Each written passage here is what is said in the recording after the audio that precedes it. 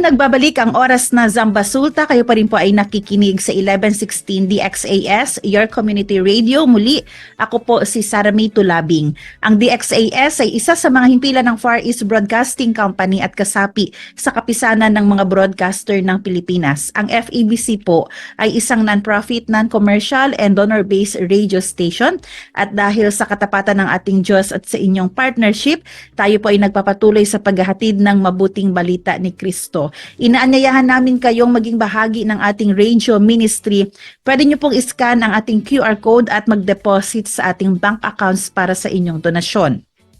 At para ma-acknowledge namin ang inyong donation, ay magpadala po kayo ng mensahe sa amin. Muli, maraming salamat sa inyong partnership at God bless.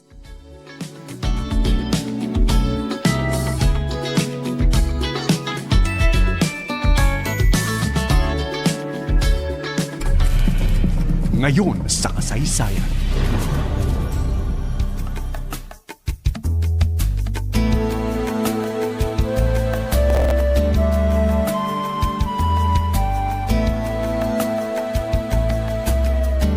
Tuwing sumasapit ang ika-12 ng Hunyo, ginugunita po natin ang isang mahalagang bahagi ng ating kasaysayan. Ito po ang Araw ng Kalayaan ng Pilipinas. Ngunit higit pa sa isang pagdiriwang, isa itong pagkakataon upang balikan ang mga sakripisyo, pakikibaka at pangarap ng mga Pilipinong naghangad ng isang malaya at nagsasariling bansa. Sa paglipas ng panahon, patuloy na nabubuhay ang diwa ng kalayaan sa bawat Pilipino. Ngunit gaano nga ba natin talaga nauunawaan ang kahalagahan ng araw na ito? Ang mga pangyayaring humubog sa ating bansa at paano nito naaapektuhan ang ating buhay sa kasulukuyan.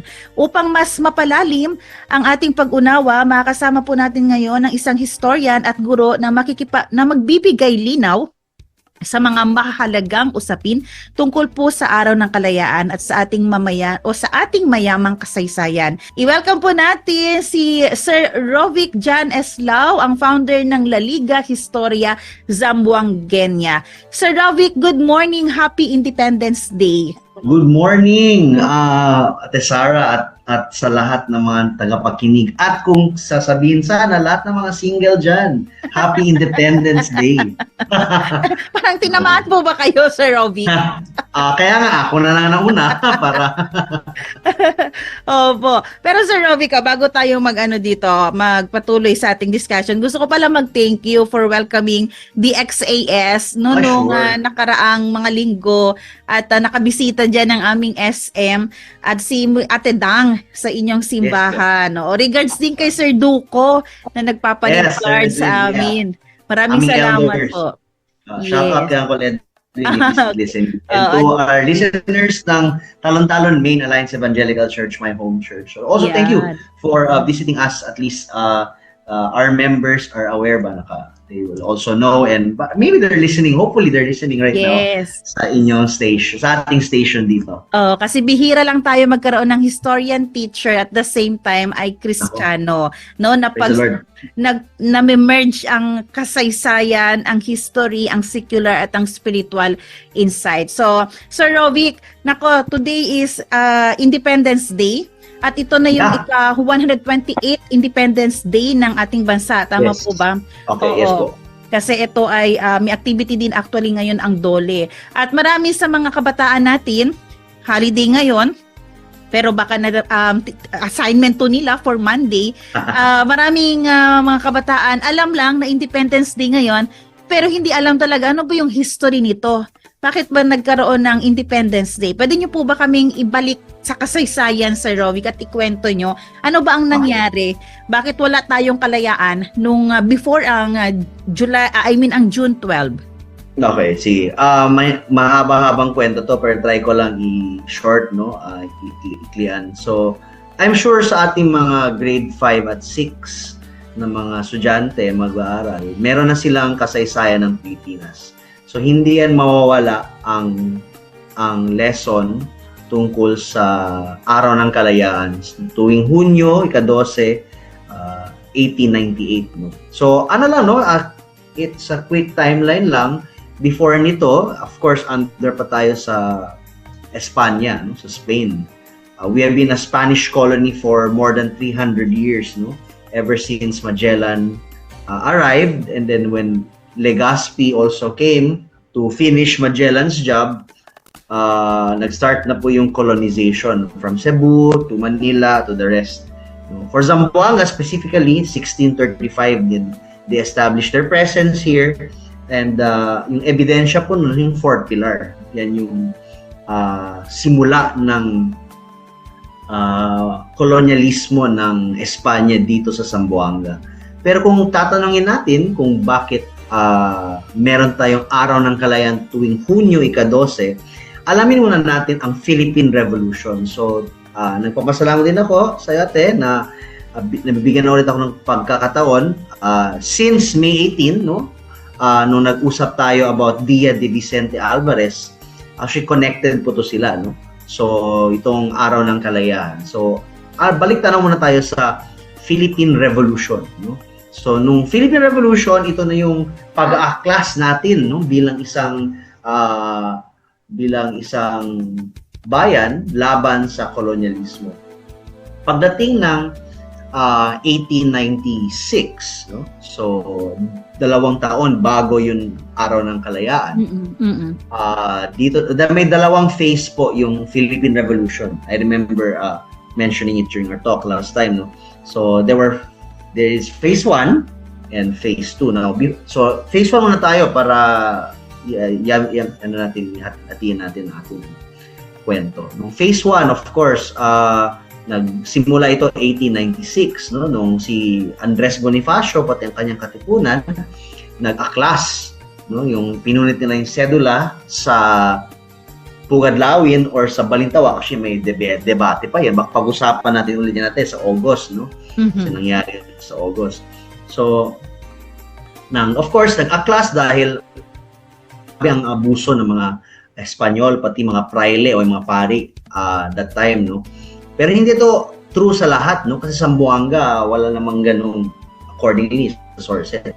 So parang rampant siya dyan sa Luzon, no, kaya nag-aklas sila. So dagdagan mo pa yung mga nobela ni Jose Rizal, ni Gat Jose Rizal, June 19, baka pwede natin bisitahin ulit natin, no, pag-usapan natin. Anyway, so yung natin sa first phase, no, so marami nangyari, pero to make the long story short, natalo tayo. Nagkaroon tayo ng Treaty of Biak na Bato. Pagdating ng 1897 no, November, natatalo na tayo, no, kaya nagkaroon ng negotiations between Spain and revolutionaries. Kaya we signed the Treaty of Biak na Bato. So what we did was, na i-surrender natin yung arms, mga baril natin, in exchange for some compensation. Tapos napatapon sila ng mga revolution. Tapos ang nangyari, no, mga months later, especially around February 1898, no, February, March, April, nagkaroon ng digmaang Espanyol-Amerikano. Nag-declare ng war po si US, United States of America, kay Spain because of Cuba, no? So, syempre, since kolonya pa tayo ng Espanya, Pilipinas, Cuba, Puerto Rico, inatake po tayo ng mga Amerikano. Typically the Spanish fleet in Manila Bay. Okay, pagdating po ng May 1898, ito na yung Battle of Manila Bay. So, after ng Battle of Manila Bay, natalo po yung mga Espanyol. Kaya pansin mo, June 12, no? June 12, May, so mga ilang weeks ang pagitan nila, dumating po sa Aguinaldo. Kaya, with all confidence na meron tayong protector, yung US. So, yung sa Kawit, sa kanyang and kaya hindi pansin nyo din hindi sa Manila, kasi Manila under nasa kamay pa po ng mga Espanyol. Kaya dun sa Kawit sila with all confidence nagdeklarasyon ng independence around 4 to 5 p.m. ng June 12.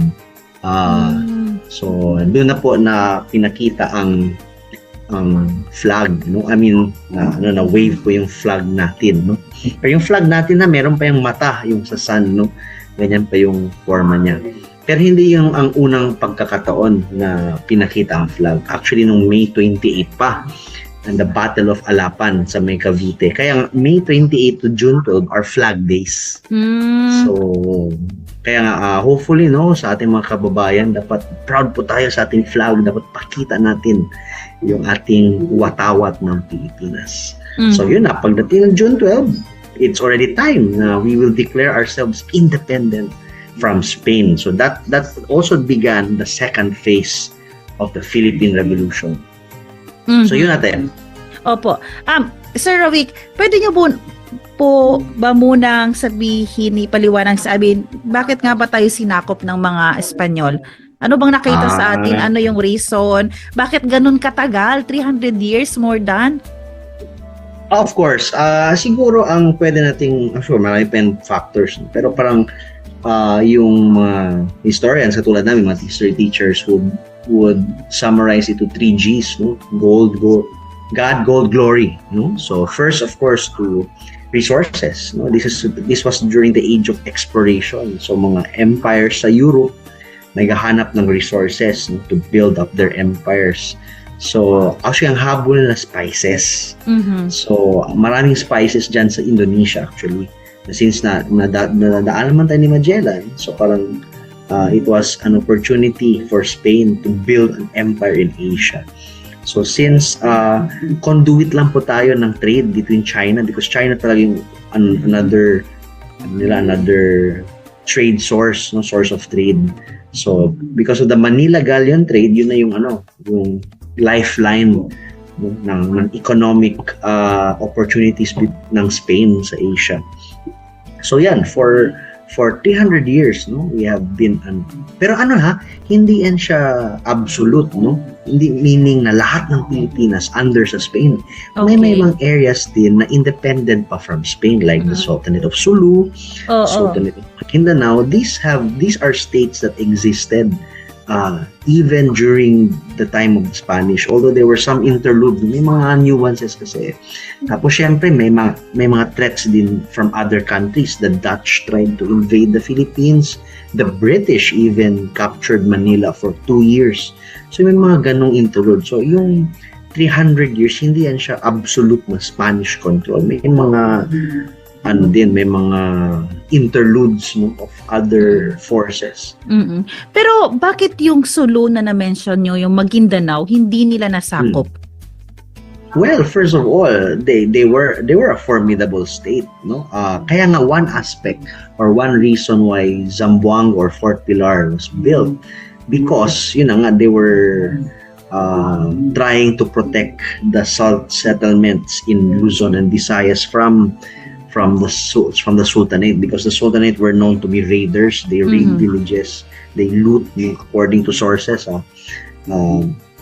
Although parang siya, barbarian siya pakinggan, no? Parang for some, but actually that was their economic activities, to raid.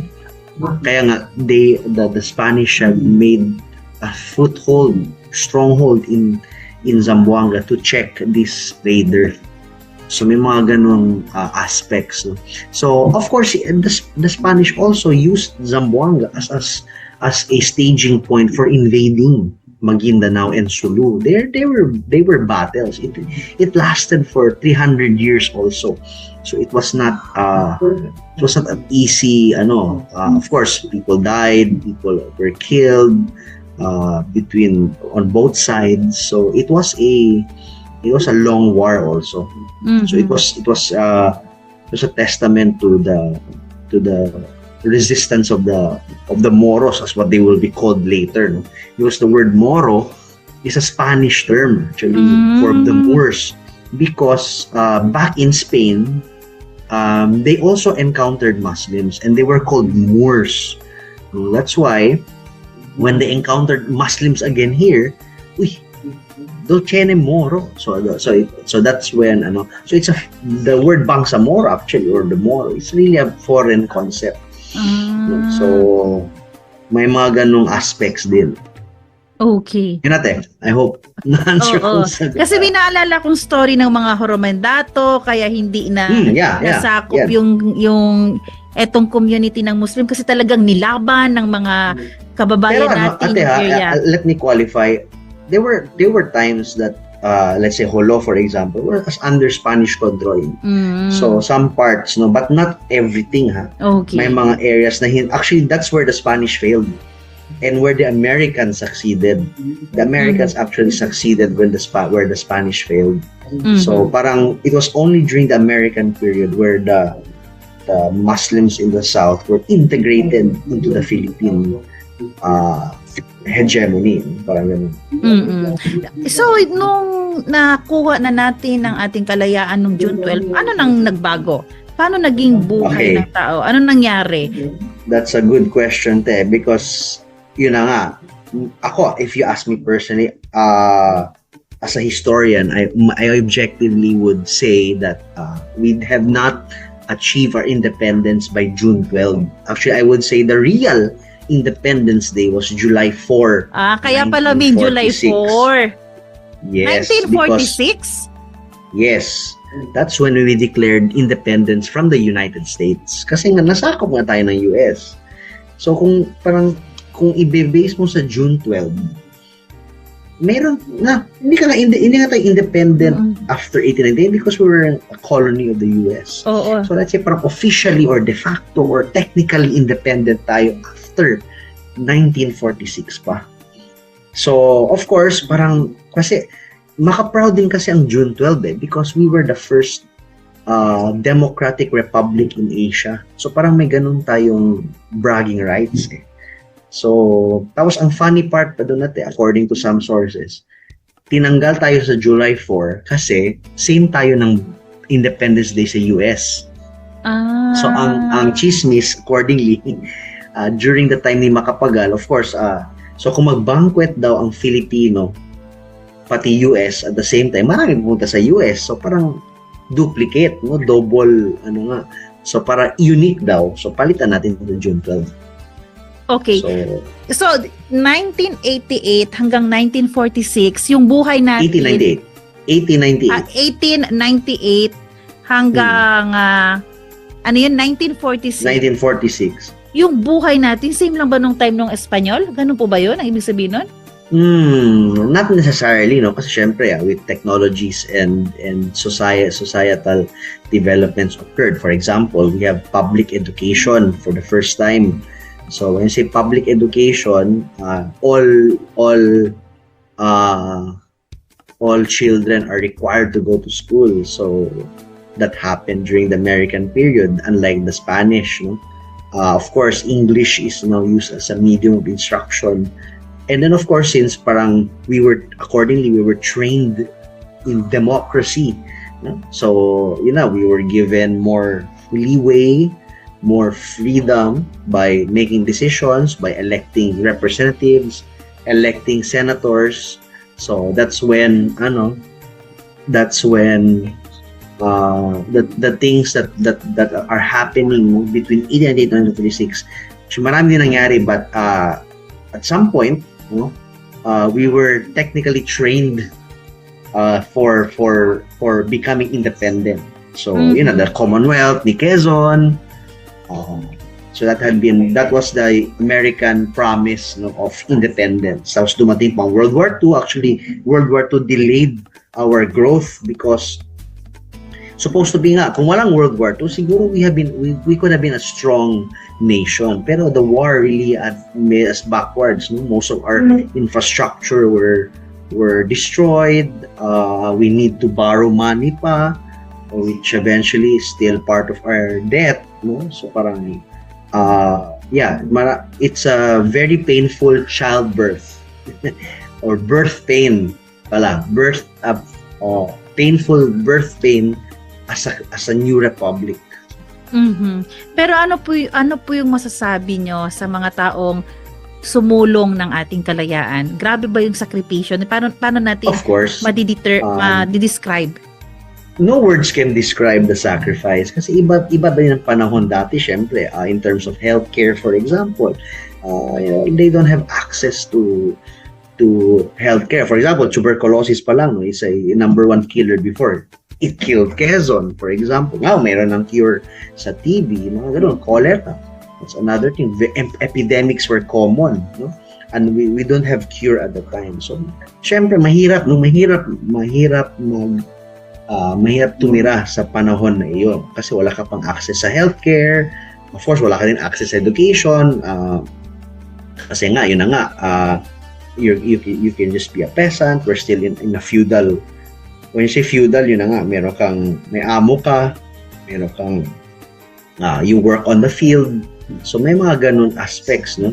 So, that's why in terms of independence, although parang shallow siya pakinggan, but politically, we were independent, meaning we can have our own government. We are not under foreign control in making decisions, although there are accuses of neo-colonialism, wherein we are still controlled economically, meaning sa US lang tayo nag-trade, may mga ganun aspects, no? But in going back sa araw ng kalayaan, what we can learn, no, is that this was not a simple event. It was a symbolic event to recognize the sacrifices, no, the blood and sweat made by our forefathers, not lang during the revolution, but those who fought, like si Gomburza, si Hermano Pule, etc. No, these are unknown, unsung heroes who had a sense of nationhood. Sir Rovic, sa taong 2026, paano mo maiko-compare yung mga challenges natin ngayon compare dati? I mean, tayo ba ngayon na-experience pa ba natin yung totoong kalayaan? Paano mo siya madi-describe?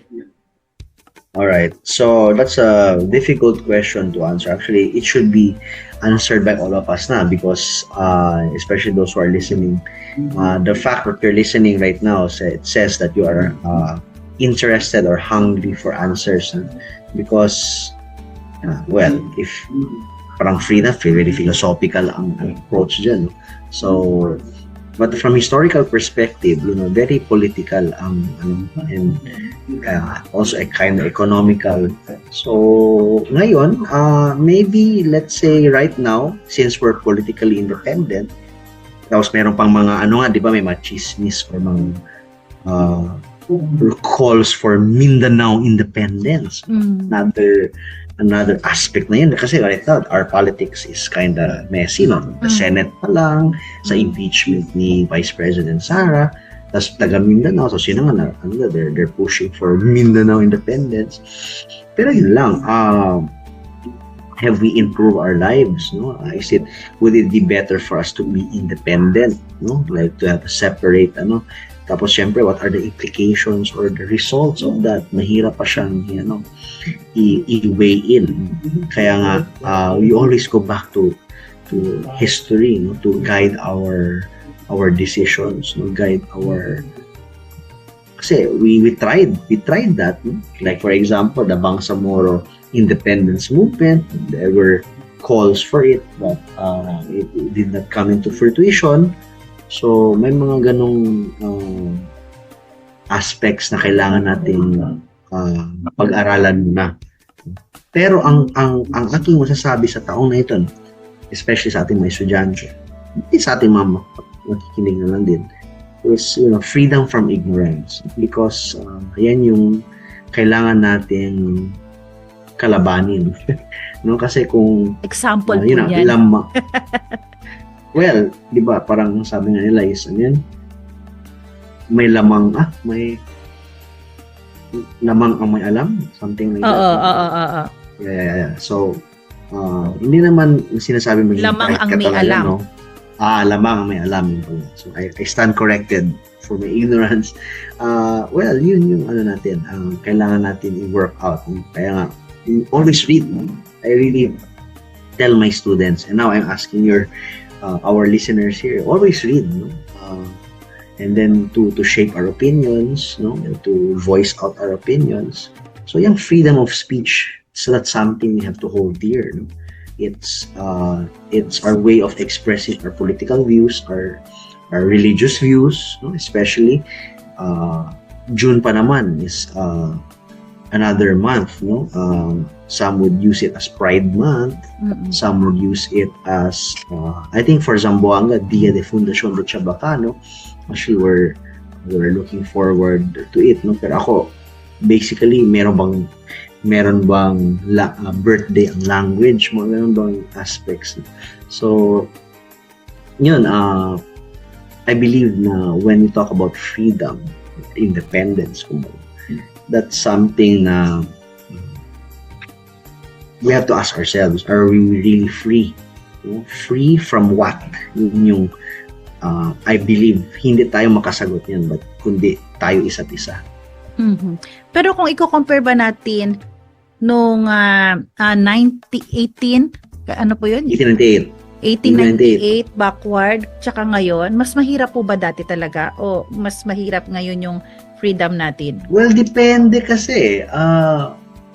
Mas mahirap dati syempre kasi ano nga iba ang nagro-rule sa'yo Yun lang, oo. Foreigner, no? Mm. At least dito tayo na. So, tayo watak-watak na nga tayo. So, paano yan?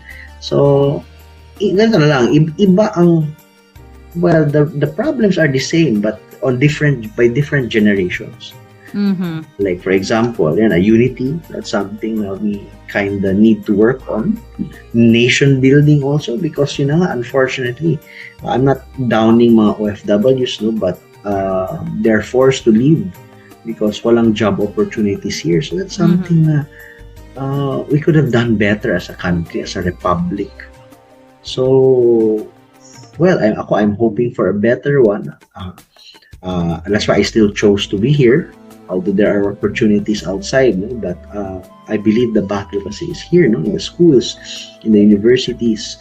So that's also my personal panata as a teacher, na we should hone young minds for the future, for nation building up this nation, because this nation deserves better.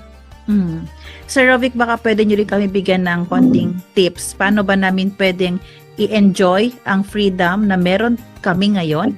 At the same time, paano din namin pwedeng huwag i-abuso ang kalayaan na nakamit natin? Okay, first of all, let's be grateful. Let's be grateful for those who give up their lives. Kaya we remember them. That's the purpose of us in history, is to remember the past in order for us not to repeat it. So that's number one tip, is really to read and understand our history. Kasi being a historian, that's our job, is to make it out in public. That's why I'm thankful for this platform, kasi I'm given the opportunity to share what I know. And then eventually, kasi ang tao pa rin yan ang mag-decide. So second, of course, tip is to be critical. Let's not just believe everything is true already, especially kung TikTok, university galing ang mga sources natin. So, I think that's something we have to be critical. Let's not immediately believe mga claims. Always ask questions. Where did you get this? Where's your source?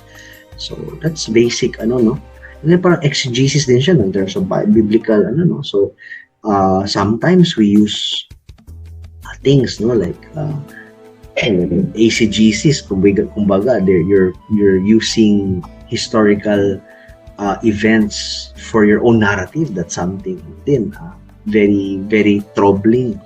That's why I think balik tayo sa critical thinking yan. Siguro ang last is what I can another last tip is really, of course, leave it to the Lord, because He is in control of everything. So He is the author and finisher of the faith, the Alpha and Omega, the first and the last.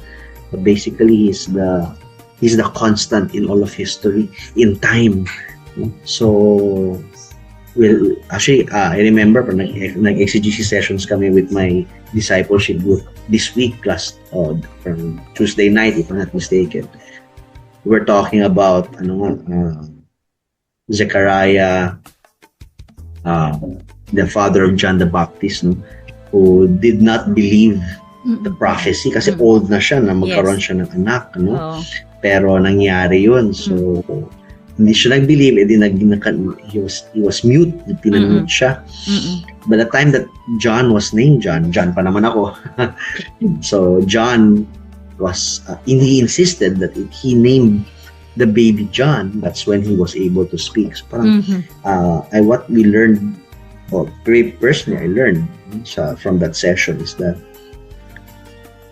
let's just trust in God, on His faithfulness, and we should also be faithful to Him at the end, because the joy of fulfillment will be there, and I have experienced it many times, and I'm looking forward to other promises that He will fulfill. So for our listeners out there, just trust in the Lord, and He will delight yourself in the Lord, and He will give the desires of your heart. So always trust in Him.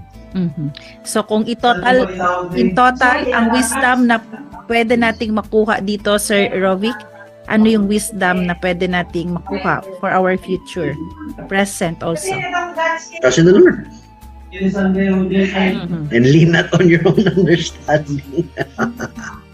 That's where can be critical thinkers also. Ayan. Pero Sir Rovic, bago tayo mag-end, baka may mga estudyante tayo ngayon, alin ba talaga dapat pala ang June 12, July 4? Para bang buo ba ang aming pagdiriwang? Actually, meron pa August 1. Talaga po ba? August 1, kasi 1898. May Declaration of Independence. May September pa. May Talaga? October. Actually, maraming versions. Parang yes. monthly? Hindi naman siya monthly kasi yun na nga. Ganito, I'll just explain a bit. Yung August 1, that's the Mabini version kasi si Apolinario Mabini was the advisor of Aguinaldo. Na-hire siya ni Aguinaldo on June 12, on that day. Sabi niya, himaling Declaration of Independence mo, dapat signed yan by all mayors. Pilipinas. So, nagpa-sign siya, August 1 yun na-approve.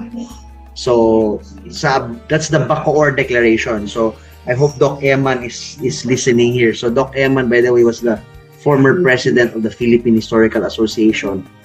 I remember he talked about it when we attended this conference sa Los Baños. So, he mentioned it na, yun na nga, there's supposed to be an August 1 declaration. Tapos, yun na nga daw, saan tayo mag-base ngayon? Is it the August 1 declaration or the June 12 declaration or September when they ratified in September kasi, that's when they ratified the declaration. Yung si ratified na approved. Kasi yung sa August 1, nag-sign lang. May mga ganun ba eh? Kasi if i-base mo din sa sa US, no? July 2 actually nag-approve yung Declaration of Independence.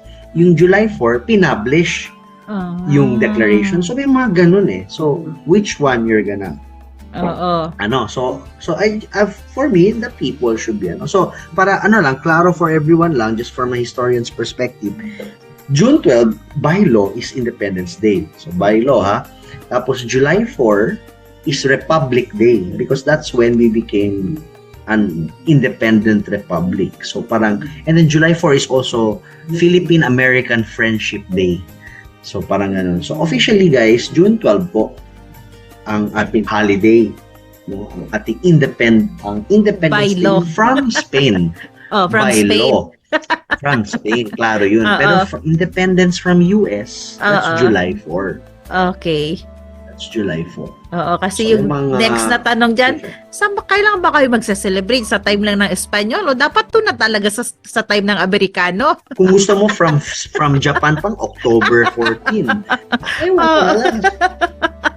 Just for lang. Ano ba? Kailangan ba mag-amend?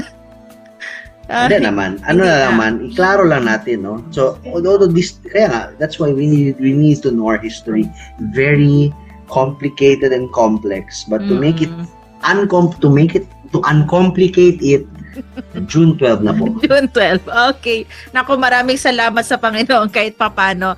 Meron tayong araw na pwedeng i-celebrate ang ating kalayaan. Mahalaga rin po ma-celebrate natin ang ating kalayaan. Yung time, kailan natin na-encounter ang Panginoon, kailan natin ni-receive siya as our Lord and personal Savior. Yes. Yung kasi yung pinaka-importante na freedom na nakamit o makakamit ng bawat isa. Sir John Rovic John, maraming salamat po sa oras at panahon na Yes, ibinigay ate. nyo Thank po you. dito. God bless you po. And until next time. Happy Independence Day. Yes, Happy Independence Day. Muli nakasama po natin ang mismong historian ng Ateneo de Zamboanga University and founder ng La Liga Historian Zamboangueña, Mr. Rovic Jan Eslao. Thank you po, Sir Rovic.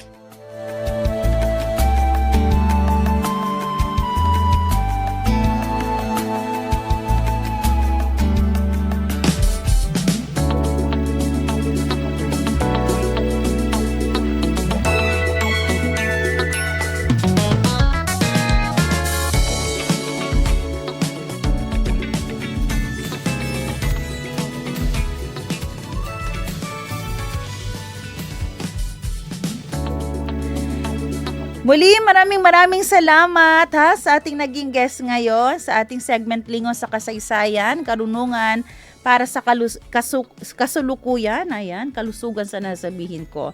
Maraming salamat Sir Rovic Jan Eslao. Maraming salamat din sa ating technician, Kuya Rolando Alfonso. Abangan niyo po ang susunod na programa ng Serbisyong OFW, Family Matters at Radyo 5 Man. Siyempre, magkarinigan po tayo muli dito next week. Monday to Friday mula alas 7 ng umaga. Ako po, si Sara Mito Labing, nagpapaalalang posible ang pagbangon at pagbabago, tayo ay maging bahagi ng solusyon ngayon. Sama-sama tayong umaksyon dahil oras na Zambasuta.